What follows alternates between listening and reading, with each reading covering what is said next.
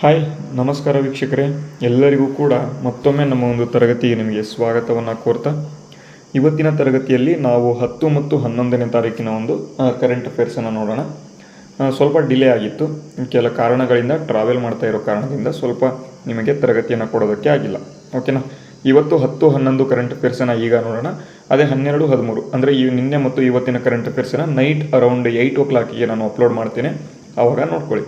ಈಗ ನೋಡಿ, ಮೊದಲನೇ ಪ್ರಶ್ನೆ ಈ ರೀತಿಯಾಗಿದೆ. ಇತ್ತೀಚಿನ ವರದಿ ಪ್ರಕಾರ ಭಾರತದ ಒಟ್ಟು ನವೀಕರಿಸಬಹುದಾದ ಇಂಧನ ಅಥವಾ ರಿನ್ಯೂವೇಬಲ್ ಎನರ್ಜಿ ಅಂತ ಕರಿತೇವೆ, ಈ ಒಂದು ಉತ್ಪಾದನಾ ಸಾಮರ್ಥ್ಯದಲ್ಲಿ ಯಾವ ರಾಜ್ಯವು ಅಗ್ರಸ್ಥಾನದಲ್ಲಿದೆ ಅಂತ ಇಲ್ಲಿ ಪ್ರಶ್ನೆ. ಕರ್ನಾಟಕ, ತಮಿಳುನಾಡು, ರಾಜಸ್ಥಾನ ಮತ್ತು ಗುಜರಾತ್ ಅಂತ ಕೊಟ್ಟಿದ್ದಾರೆ. ತುಂಬ ಇಂಪಾರ್ಟೆಂಟ್ ಪ್ರಶ್ನೆ ಇದು, ವೆರಿ ಇಂಪಾರ್ಟೆಂಟ್ ಅಂತ ಹೇಳ್ಬೋದು. ಯಾಕೆಂದರೆ ರಿನ್ಯೂವೇಬಲ್ ಎನರ್ಜಿ ಬಗ್ಗೆ ಪ್ರಶ್ನೆಗಳನ್ನು ಕೇಳ್ತಾರೆ. ಅದಕ್ಕಾಗಿ ಅತಿ ಹೆಚ್ಚಿನದಾಗಿ ಒಟ್ಟು ನವೀಕರಿಸಬಹುದಾದ ಇಂಧನ ಅಥವಾ ಉತ್ಪಾದನಾ ಸಾಮರ್ಥ್ಯದಲ್ಲಿ ಯಾವ ರಾಜ್ಯವು ಅಗ್ರಸ್ಥಾನದಲ್ಲಿದೆ ಅಂತ ಇಲ್ಲಿ ಪ್ರಶ್ನೆ ಕೇಳಿದರೆ ನೆನಪಿಟ್ಕೋಬೇಕು. ಎಷ್ಟು % ಅಂತಲೂ ಕೂಡ ಕೇಳ್ತಾರೆ, ಅದನ್ನು ಕೂಡ ನೋಡೋಣ.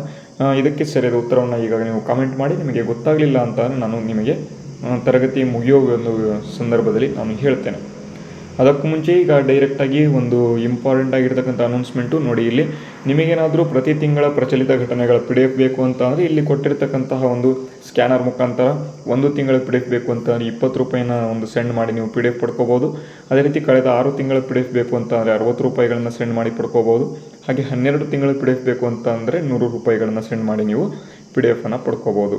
ಈ ಒಂದು ಪ್ರಚಲಿತ ಘಟನೆಗಳನ್ನು ಏನು ಅಮೌಂಟನ್ನು ಸೆಂಡ್ ಮಾಡಿರ್ತಕ್ಕಂಥ ಸ್ಕ್ರೀನ್ಶಾಟನ್ನು ಉದ್ಯೋಗ್ ಜೀವನ್ 12@gmail.com ಎಂಬತಕ್ಕಂಥ ಇಮೇಲ್ ವಿಳಾಸಕ್ಕೆ ಸ್ಕ್ರೀನ್ಶಾಟ್ ಕಳಿಸಿದರೆ ನಾವು ಅದೇ ಇಮೇಲ್ ಮುಖಾಂತರ ನಿಮಗೆ PDF ಕಳಿಸ್ಕೊಡ್ತೇವೆ.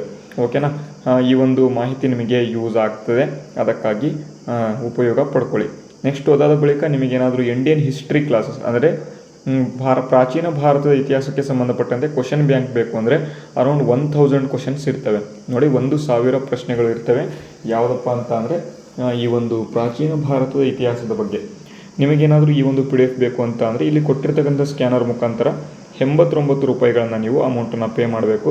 ಪೇ ಮಾಡಿ ಸ್ಕ್ರೀನ್ಶಾಟನ್ನು ಉದ್ಯೋಗ್ ಜೀವನ್ 12@gmail.com ಕಳಿಸಿ. ಇಲ್ಲ ಅಂತ ಅಂದರೆ ಎಕ್ಸಾಮ್ ಇನ್ ಕನ್ನಡ ಅಂತ ನಮ್ಮ ಒಂದು ಇನ್ಸ್ಟಾಗ್ರಾಮ್ ಚಾನಲ್ ಇದೆ, ಅಲ್ಲೂ ಕೂಡ ನೀವು ಏನು ಮೆಸೇಜ್ ಮಾಡಿದರೆ ಅಥವಾ DM ಮಾಡಿದರೆ ಅಲ್ಲೂ ಕೂಡ ನಾವು ಈ ಒಂದು ಇಮೇಲನ್ನು ತೊಳ್ಕೊಂಡು ನಿಮಗೆ ಏನು ಮಾಡ್ತೇವೆ ಅಂತಂದರೆ PDF ಕಳಿಸ್ತೇವೆ. ಓಕೆನಾ.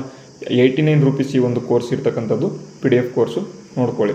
ನೆಕ್ಸ್ಟು ಡೈರೆಕ್ಟಾಗಿ ಇವತ್ತಿನ ಮೊದಲನೇ ಪ್ರಶ್ನೆಗೆ ಬರೋಣ.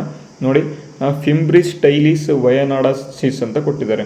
ಫಿಂಬ್ರಿಸ್ ಸ್ಟೈಲಿಸ್ ವಯನಾಡಾನೆನ್ಸಿಸ್ ಅಂತ ಈ ಒಂದು ಸಸ್ಯ ಪ್ರಭೇದವನ್ನು ಇತ್ತೀಚೆಗೆ ಯಾವ ಪ್ರದೇಶದಲ್ಲಿ ಕಂಡುಹಿಡಿಯಲಾಯಿತು ಅಂತ ನೋಡಿ. ನಿಮಗೆ ಏನಪ್ಪ ಅಂತ ಅಂದರೆ ಇಲ್ಲಿ ಸೈಂಟಿಫಿಕ್ ನೇಮಲ್ಲೇ ಒಂದು ಹಿಂಟ್ ಬರುತ್ತೆ, ವಯನಾಡಾನೆನ್ಸಿಸ್ ಅಂತ. ವಯನಾಡ್ ಎಲ್ಲಿದೆ? ಕೇರಳದಲ್ಲಿ ಕಂಡುಬರುತ್ತೆ. ಓಕೆನಾ. ವಯನಾಡ್ ಕೇರಳದಲ್ಲಿ ಕಂಡುಬರುತ್ತೆ. ಹಾಗಾದರೆ ಇದು ಕೇರಳದ ಕಡೆ ಬರತಕ್ಕಂಥ ಒಂದು ಇದರಲ್ಲಿ ಪ್ರದೇಶದಲ್ಲಿ ಕಂಡುಹಿಡಿದಿದ್ದಾರೆ. ಆಪ್ಷನ್ಸ್ ನೋಡ್ಬೋದು. ಪೂರ್ವ ಘಟ್ಟಗಳು, ಹಿಮಾಲಯ, ಛೋಟಾ ನಾಗ್ಪುರ್ ಪ್ರಸ್ಥಭೂಮಿ, ಪಶ್ಚಿಮ ಘಟ್ಟಗಳು ಅಂತ ಆಪ್ಷನ್ಸನ್ನು ಕೊಟ್ಟಿದ್ದಾರೆ. ನೋಡಿ ವಿದ್ಯಾರ್ಥಿಗಳೇ, ಕೇರಳ ಬರ್ತಕ್ಕಂಥದ್ದು ಪಶ್ಚಿಮ ಘಟ್ಟಕ್ಕೆ ಸಂಬಂಧಪಟ್ಟಂತೆ ಬರುತ್ತೆ ಮತ್ತು ಪೂರ್ವ ಘಟ್ಟಕ್ಕೆ ಸಂಬಂಧಪಟ್ಟಂತೆ ಬರುತ್ತೆ. ವಯನಾಡ್ ಅಂತಕ್ಕಂಥ ಪ್ರದೇಶ ಬರೋದು ಇದು ಪಶ್ಚಿಮ ಘಟ್ಟದಲ್ಲಿ. ಹಾಗಾದರೆ ಇಲ್ಲಿ ಫಿಂಬ್ರಿಸ್ ಸ್ಟೈಲಿಸ್ ವಯನಾಡಾನೆನ್ಸಿಸ್ ಅಂತ ಎಂಬತಕ್ಕಂಥ ಒಂದು ಸೈಂಟಿಫಿಕ್ ನೇಮ್ ಹೊಂದಿರತಕ್ಕಂಥದ್ದು ಎಲ್ಲಿ ಸಿಗುತ್ತೆ ಅಂತ ಅಂದರೆ ಇದು ಪಶ್ಚಿಮ ಘಟ್ಟದಲ್ಲಿ ಕಂಡುಬರುತ್ತೆ. ಆಪ್ಷನ್ ಡಿ ಸರಿಯಾದ ಉತ್ತರ. ಅದಕ್ಕೆ ಸಂಬಂಧಪಟ್ಟಂತೆ ಹೆಚ್ಚಿನ ಮಾಹಿತಿಗಳನ್ನು ಈಗ ಕೊಟ್ಟಿದ್ದೇನೆ ನೋಡಿ. ಉತ್ತರ ಆಪ್ಷನ್ ಡಿ, ಇಲ್ಲಿ ಪಶ್ಚಿಮ ಘಟ್ಟಗಳು. ಓಕೆನಾ. ಫಿಂಬ್ರಿಸ್ ಸ್ಟೈಲಿಸ್ ವಯನಾಡಾನೆನ್ಸಿಸ್ ಮತ್ತು ಪಶ್ಚಿಮ ಘಟ್ಟಗಳು ಅಂತ ಕೊಟ್ಟಿದ್ದಾರೆ. ನೋಡಿ, ಈ ಒಂದು ಹೊಸ ಸಸ್ಯ ಪ್ರಭೇದ ಏನಿದೆ ಕೇರಳದ ವಯನಾಡ್ ಜಿಲ್ಲೆಯ ಪಾದಬೆಟ್ಟಗಳಲ್ಲಿ ಪತ್ತೆಯಾಗಿದೆ. ಇದು ಜೀವವೈವಿಧ್ಯದ ಪ್ರಮುಖ ತಾಣವಾಗಿದೆ ಅಂತ ಕೊಟ್ಟಿದ್ದಾರೆ. ನೆಕ್ಸ್ಟು ಎರಡನೇದು, ಇದು ಸೈಪರೇಸಿಯೆ ಎಂಬತಕ್ಕಂಥ ಒಂದು ಫ್ಯಾಮಿಲಿ. ನೋಡಿ, ಇದೆಲ್ಲ ಕೇಳೋದಿಲ್ಲ, ಬಟ್ ನಿಮಗೆ ಗೊತ್ತಿರಬೇಕು. ಹೇಳಿಕೆ ಕೇಳಿಬಿಟ್ರು ಅಂತ ಅಂದರೆ ನಿಮಗೆ ಕಷ್ಟ ಆಗ್ಬೋದು.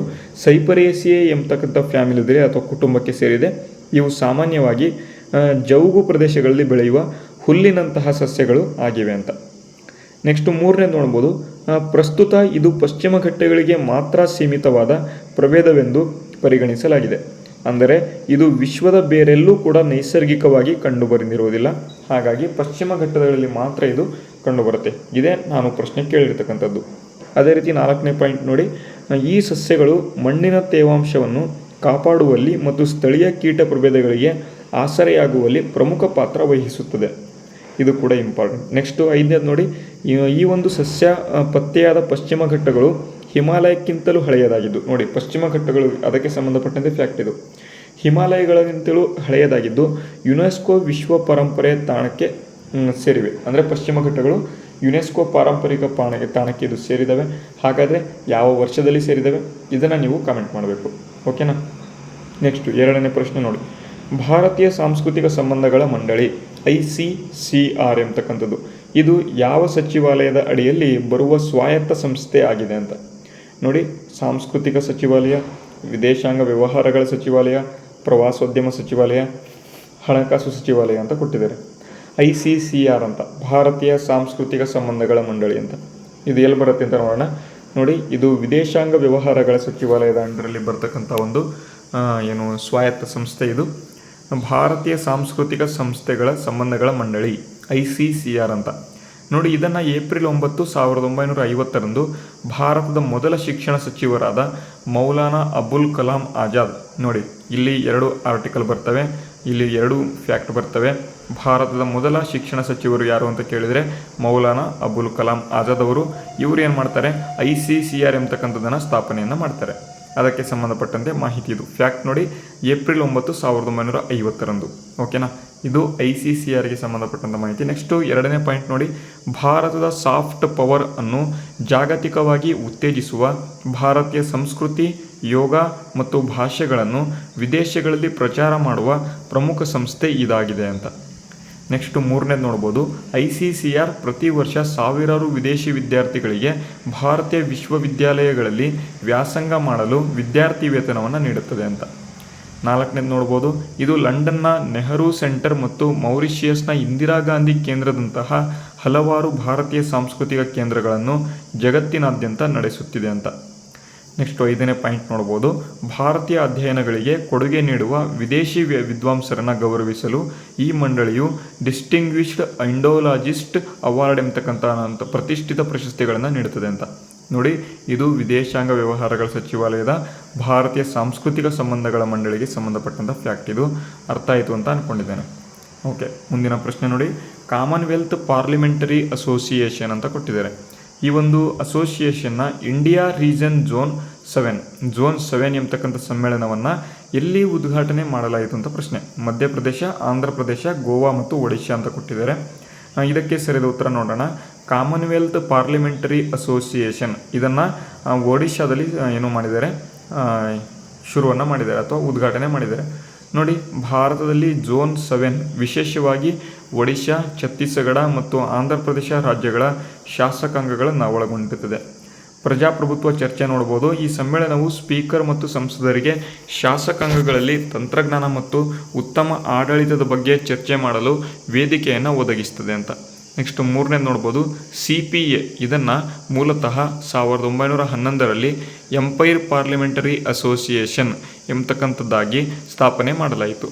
ಈಗ ಅದು ಕಾಮನ್ವೆಲ್ತ್ ಪಾರ್ಲಿಮೆಂಟರಿ ಅಸೋಸಿಯೇಷನ್ ಆಗಿದೆ ಮತ್ತು 1948ರಲ್ಲಿ ಮರುನಾಮಕರಣ ಮಾಡಿ ಕಾಮನ್ವೆಲ್ತ್ ಪಾರ್ಲಿಮೆಂಟರಿ ಅಸೋಸಿಯೇಷನ್ ಅಂತ ಮರುನಾಮಕರಣ ಮಾಡಲಾಗಿದೆ. ಓಕೆನಾ, ಅರ್ಥ ಆಯಿತು ಅಂತ ಅಂದ್ಕೊಂಡಿದ್ದೇನೆ. ನೆಕ್ಸ್ಟ್ 4ನೇ ಪಾಯಿಂಟ್ ನೋಡಿ, ಒಡಿಶಾದಲ್ಲಿ ಇತ್ತೀಚೆಗೆ ನಡೆದ ಸಮ್ಮೇಳನವು ಒಡಿಶಾ ವಿಧಾನಸಭೆಯ ಡಿಜಿಟಲ್ ರೂಪಾಂತರವನ್ನು ಈ ವಿಧಾನ ಎಂಬತಕ್ಕಂಥದ್ದನ್ನು ಎತ್ತಿ ತೋರಿಸಿತು ಅಂತ ಇದೆ. ಇದು ಫ್ಯಾಕ್ಟನ್ನು ಬಿಟ್ಟು ಬಂದಿರತಕ್ಕಂಥ ಮಾಹಿತಿ ಇದು. ನೆಕ್ಸ್ಟು ಈ ಸಮ್ಮೇಳನಗಳು ಪಕ್ಷಾತೀತವಾಗಿದ್ದು ಇಲ್ಲಿ ಸದಸ್ಯರು ಅಂತ ಕೊಟ್ಟಿದ್ದಾರೆ. ಇದೇನು ಪಾಯಿಂಟ್ ಬೇಡ, ಮೇಯ್ನ್ 3 ಪಾಯಿಂಟ್ ತುಂಬ ಇಂಪಾರ್ಟೆಂಟ್ ಇದ್ದಾವೆ, ನೋಡ್ಕೊಳ್ಳಿ. ಓಕೆನಾ. ನೆಕ್ಸ್ಟ್ 4ನೇ ಪ್ರಶ್ನೆ ನೋಡಿ, ವೇವ್ಸ್ ಎಂಬತಕ್ಕಂಥ ಒಂದು OTT ಪ್ಲಾಟ್ಫಾರ್ಮನ್ನು ಯಾವ ಸಂಸ್ಥೆ ಅಭಿವೃದ್ಧಿಪಡಿಸಿದೆ ಅಂತ ಇಲ್ಲಿ ಪ್ರಶ್ನೆ.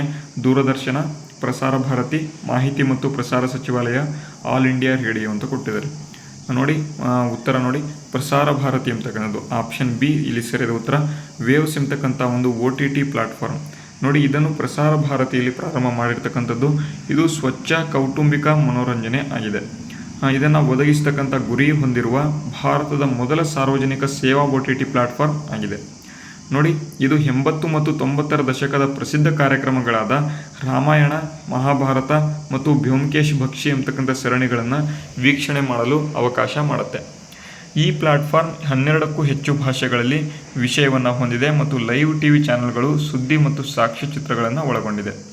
ಖಾಸಗಿ OTTಗಳಿಗಿಂತ ಭಿನ್ನವಾಗಿ ವೇವ್ಸ್ ಎಂಬತಕ್ಕಂಥ ಒಂದು ವಿದ್ಯಾರ್ಥಿ ಶಿಕ್ಷಣಕ್ಕಾಗಿ ಸಂವಾದಾತ್ಮಕ ವಿಭಾಗಗಳು ಮತ್ತು ಗೇಮಿಂಗನ್ನು ಸಹ ಇದು ಒಳಗೊಂಡಿದೆ. ನೆಕ್ಸ್ಟು ಖಾಸಗಿ ಸ್ಟ್ರೀಮಿಂಗ್ ಸೇವೆಗಳು ದುಬಾರಿ ಇರುವ ಅಥವಾ ತಲುಪದ ಭಾರತದ ದೂರದ ಪ್ರದೇಶಗಳನ್ನು ತಲುಪುವುದು ಇದರ ಮುಖ್ಯ ಉದ್ದೇಶ ಆಗಿದೆ. ಆದರೆ ಇದಕ್ಕೆ ಎಷ್ಟು ಅಮೌಂಟ್ ಕೊಡ್ತಾರೋ ಅದು ಯಾರಿಗೂ ಕೂಡ ಗೊತ್ತಿಲ್ಲ.